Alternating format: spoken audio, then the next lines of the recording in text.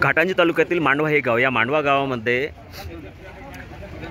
3 वर्षाच्या मुलीवर बलात्कार झालेला आहे आणि आईवडील हे शेतमजुरीच्या कामाकरता शेतात गेले होते, परंतु त्या आरोपींना फाशीची ही शिक्षा व्हावी शक्ती कायद्याअंतर्गत सुद्धा संघटनेच्या वतीने मागणी आहे आणि शासनाने या सर्व प्रकरणाकडे तातडीने लक्ष घालावे। या संदर्भात संगम बहुउद्देशीय गवळी समाज संघटना 528च्या वतीने गावकरी व संघटनेचे कार्यकर्ते पदाधिकारी या ठिकाणी तक्रार अर्ज नव्हे तर तहसीलदाराला रिपोर्ट तक्रार अर्जाच्या माध्यमातून देण्याकरता हजर झालेले आहे। आपण पाहताय Sangam news TV network Yavatmal Maharashtra India. जिल्हा प्रतिनिधी बातमीपत्र यवतमाळ येथून आदेश साठेसह। तसंच या सर्व संदर्भात पोलीस प्रशासनाने किंवा तालुका प्रशासनाने दिरंगाई केलीच व कुठल्याही प्रकारची आरोपींवर तातडीने कारवाई नाही केली तर मांडवा या गावासमोर संगम बहुउद्देशीय गवळी समाज संघटना व गावकऱ्यांच्या वतीने चक्काजाम आंदोलन करून ग्रामीण पोलीस स्टेशन घाटंजी येथे आमरण बेमुदत अन्नपाणी न घेता उपोषण सुद्धा करण्यात आलेले आहे। अशा प्रकारचं तक्रार अर्जाच्या माध्यमातून हे सर्व तक्रार रिपोर्ट माननीय तहसीलदार घाटंजी यांना देण्याकरता सर्व पदाधिकारी व नागरिक गावकऱ्यांच्या वतीने जमलेले आहे।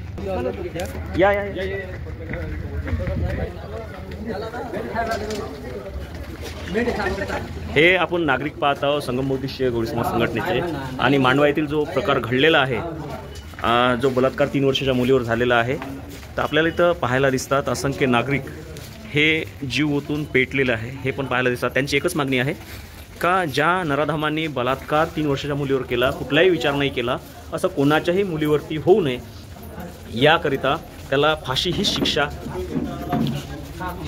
शासनाच्या वतीने देण्यात यावी व 3 वर्षाच्या मुलीला न्याय देण्यात यावा याकरिता सर्व नागरिक इथे उपस्थित झालेले आहे। आपण पाहत आहे Sangam news TV network Yavatmal Maharashtra India.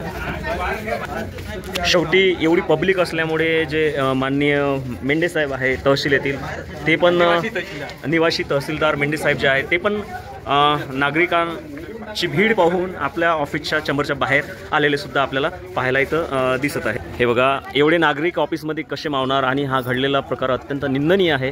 जनता जनार्दन हे जेव्हा पेटते तेव्हा शासन प्रशासन हे हालून जाते, इथं आपल्याला पाहायला मिळत आहे।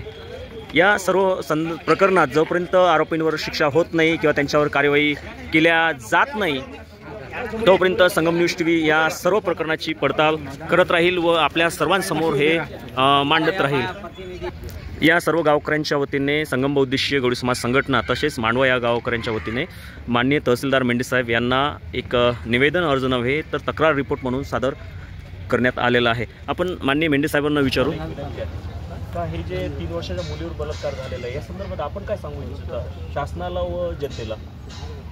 हे जो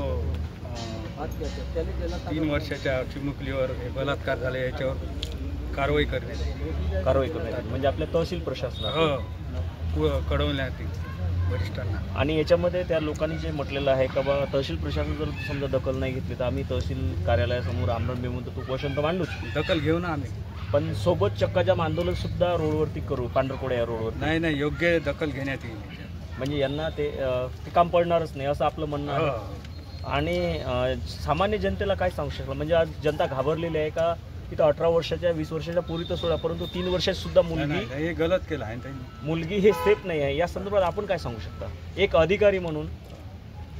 हे गलत केलं आहे त्यांनी, त्याच्यावर योग्य कारवाई वरिष्ठांना करण्यात येईल आणि याची सूचना पण तुम्ही या गावकऱ्यांना पत्राच्या माध्यमातून तुम्ही देशाल। आपण पाहताय तहसीलदार साहेबांनी सुद्धा आपल्याला एक विनंती केलेली आहे का हे जे सर्व प्रकरण घडलेलं आहे अत्यंत निंदनीय आहे। चिमुकलीवर एका बलात्कार हा झालेला आहे, परंतु गावकऱ्यांना आंदोलन चक्काजाम आंदोलन आणि आमरण बेमुदत उपोषण हे करण्याचं काम पडणार नाही। आम्ही आमच्या पद्धतीने जेवढी जास्त होईल तेवढी जास्त कार्यवाही करू आणि दोषींना कठोरात कठोर सजा देण्याचं सुद्धा आम्ही काम करू। आपण पाहताय Sangam news TV network Yavatmal Maharashtra India. जिल्हा प्रतिनिधी यवतमाळ येथून आदेश साठेसह।